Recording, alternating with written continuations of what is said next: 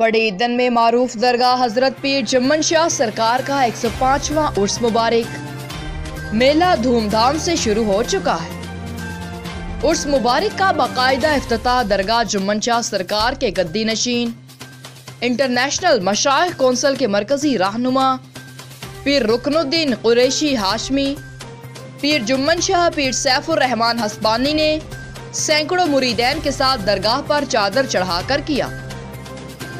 पीर जुम्मन शाह सरकार का सिलसिला हजरत गौस बहाउद्दीन जिक्रिया मुल्तानी से चलता आ रहा है।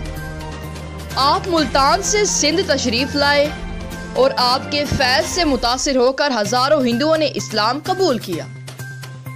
आपने पूरी जिंदगी दीन और इस्लाम की खिदमत में गुजारी। इफ्तिताही तकरीब से खिताब करते हुए पीर रुकनुद्दीन कुरैशी हाशमी ने कहा कि कभी किसी की दिल आजारी मत करो, किसी का हक ना खाओ, अपने बच्चियों को तालीम दिलवाओ और उनकी शादियों में ताखीर ना करो। वाज़ेह रहे कि पीर जुम्मन शाह के इस कदीमी मेला में पाकिस्तान समेत दुनिया भर से मुरीदैन अकीदतमंद ज़ायरीन शिरकत करते हैं। मेला में ऊंटों, घोड़ों, बैलों की रेस, कबड्डी, मलाखड़ा के मुकाबले होते हैं और खाने पीने की अशिया समेत मुख्तलिफ किस्म के सैकड़ों स्टॉल्स लगाए जाते हैं।